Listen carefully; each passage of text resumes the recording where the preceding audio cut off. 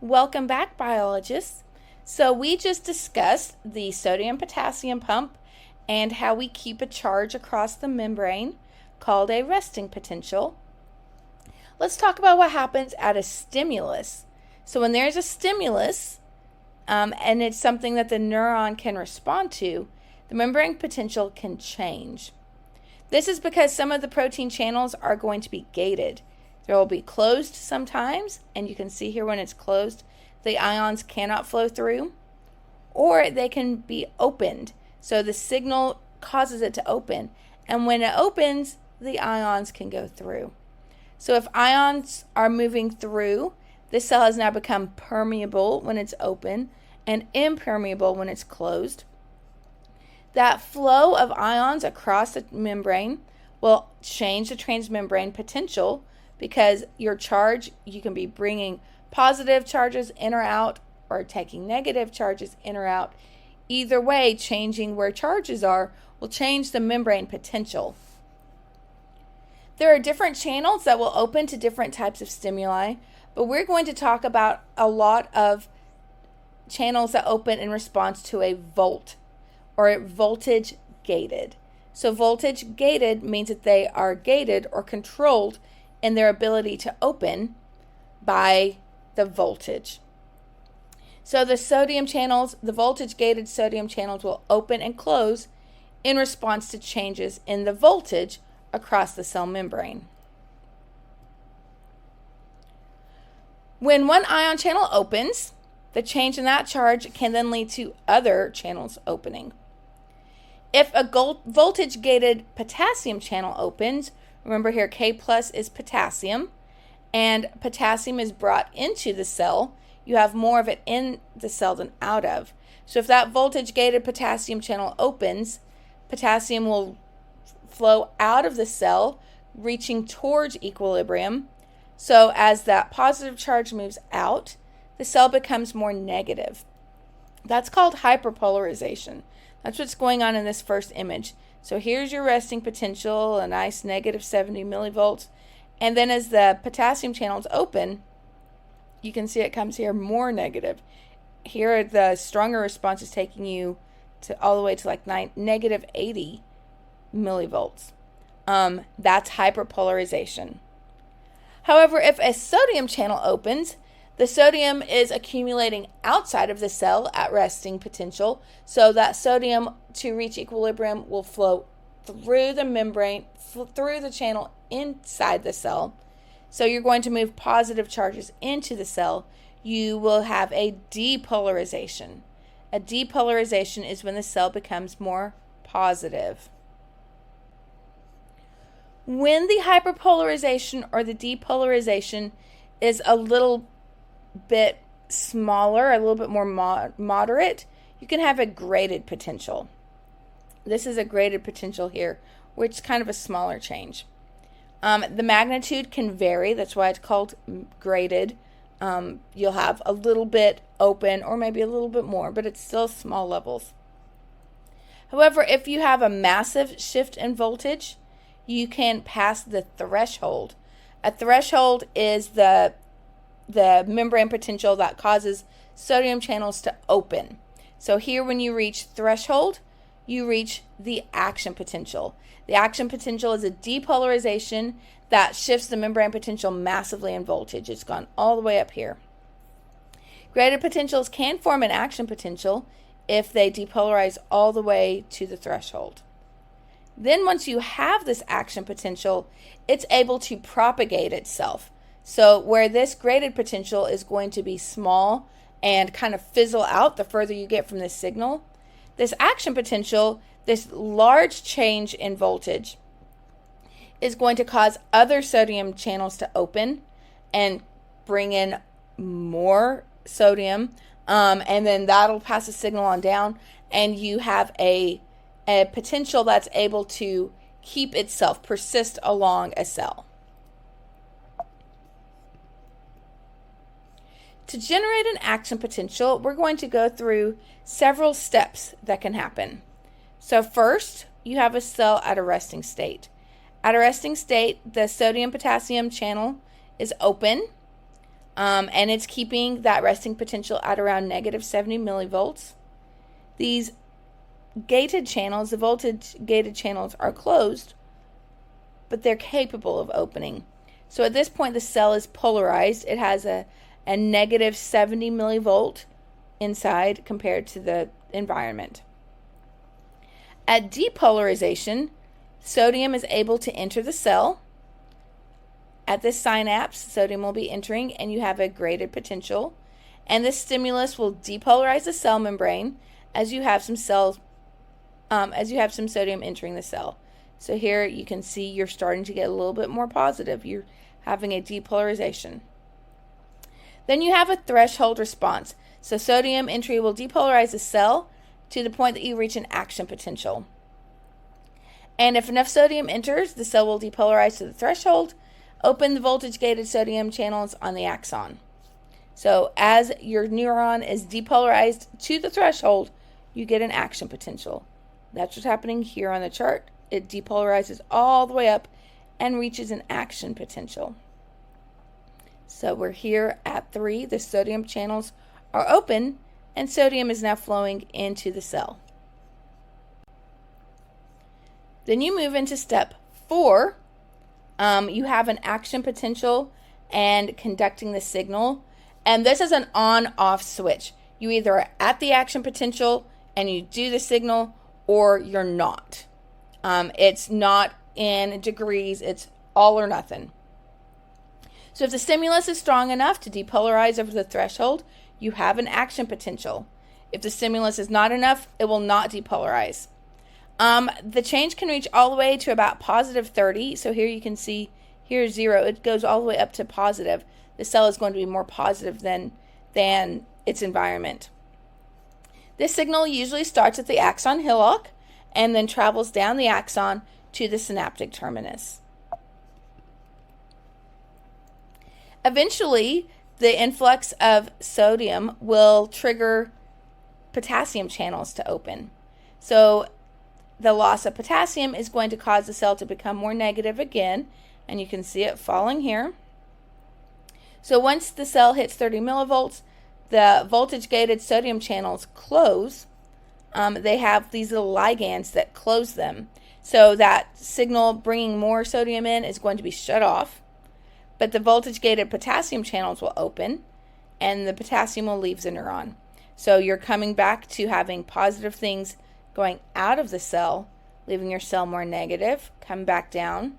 And your charge can move from 30 millivolts all the way back down, even below negative 70 millivolts. You can have a little bit of hyperpolarization where the potassium channels keep causing potassium to leave, and the charge drops below the resting potential. That's a little bit of an undershoot going on here. Eventually, you will go back to closing those potassium channels and go back to just your sodium-potassium channels, maintaining the resting state. Let's watch a little clip about it. This is from BioFlix. You can also get onto it with your mastering biology.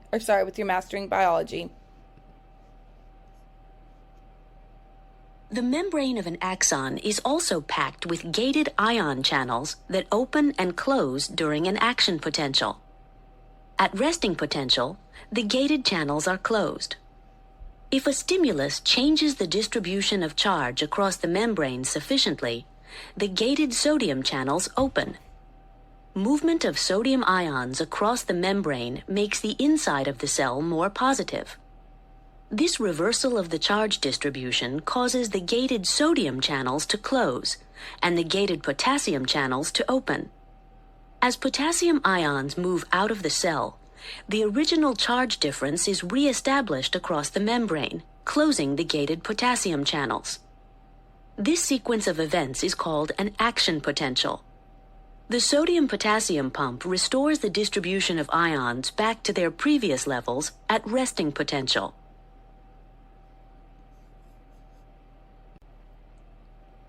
Okay, so once you have that signal, the action potential that forms, that it can travel down the axon. So it's going to come from the hillock here and travel on down until it comes to the next cell.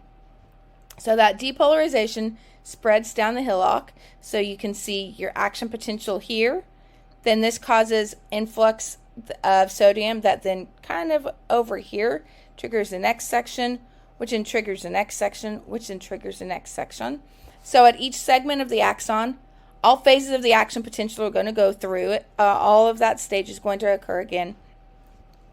And as the axon ahead of the depolarization is still negative, those sodium ions are attracted towards it, and that's what kind of pulls this signal down. But if you remember, after this sodium channel is open, then they have a little knob that kind of goes in and shuts it down until it's reached back to resting potential. That prevents it from the action potential from moving back up towards the hillock. It's always going to travel from the hillock to the synaptic terminals. Let's watch another little BioFlix animation. Let's look at how the action potential is conducted along the axon. As the change in charge difference across the membrane spreads from open sodium channels, other sodium channels farther along the axon begin to open. The original sodium channels close, and adjacent potassium channels open. As potassium ions move out of the cell, the original charge difference across the membrane is restored, and then the potassium channels close. Meanwhile, new sodium channels open, followed by the opening of new potassium channels and the closing of sodium channels. In this manner, the action potential is propagated along the axon of the neuron, eventually reaching another cell.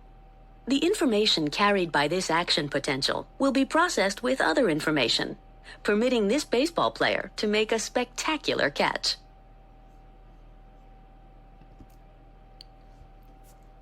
Okay, so in this action potential, it's an all or nothing response. There is no shades of gray to allow you to interpret intensity. Instead, how we interpret intensity is going to be the frequency. So is it sending it da, da, da, da, or is it sending it da, da, da, da, da, da, da, da, da, da, da? So more frequent action potentials are going to be more intensity. So a person is yelling next to you, that's going to cause more frequent action potentials, compared to a person next to you who is whispering, will cause less frequent action potentials.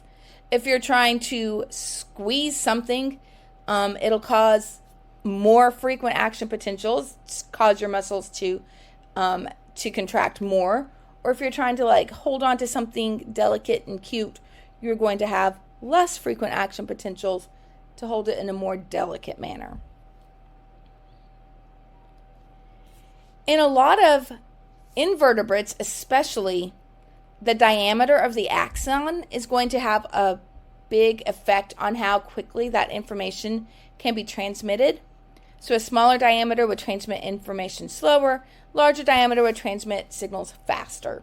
So something like a squid would have very large diameter of their axons. In people, however, our axons are pretty much all narrow diameter. Instead, what allows us to maintain that narrow diameter and still have a fast spread of information is going to be the presence of myelin. So putting myelin, wrapping your axon here, just wrapping myelin around it will conduct action potentials faster, and unmyelinated neurons will conduct your action potential slower. So myelin here, it's just, you can see it just wrapped around here. Myelin is this insulator, and it speeds up the conduction of your action potentials. But you can see it's not one continuous piece of myelin. It's this cell is wrapped here, and this cell is wrapped here. And there's little gaps in the middle. Those little gaps are called nodes of Ranvier. So your signal will travel really fast, and then slow down as it gets to the node. And then travel faster, it's myelin, and then it'll slow down when it's non-myelinated. So it's almost like it's jumping from node to node as it's traveling down, because it's faster through the myelinated and then slows down in those nodes. There are specialized glial cells that make the myelin, and it's different types of cells in different parts of your nervous system. In your central nervous system, or in your brain and your spine, it will be oligodendrocytes that myelinate the axons. Oligodendrocytes are white, and so they are what cause a lot of your brain to be white in color. Schwann cells are the cells that will myelinate your axons in the peripheral nervous system, or in your nerves through your arms, your legs, anywhere beside your brain and spine. Nodes of Ranvier are these gaps between the myelin sheaths, and these nodes are the only locations of voltage-gated sodium-potassium channels, because they're the only parts that are open for that, that are exposed for that. And then the internodes are the spaces between the nodes. That's what inter means, between. So these are the portions that are covered with myelin. This saltatory conduction is when it looks like the signal is just jumping from node to node because of how fast it travels through each Schwann cell area here. So the propagation or conduction of an action potential down a myelinated neuron is called saltatory conduction. The action potential appears to jump from node to node, acting as if it's bypassing the inner nodes because of how fast it's traveling. The propagation down an unmyelinated neuron is slower because it moves via a continuous conduction.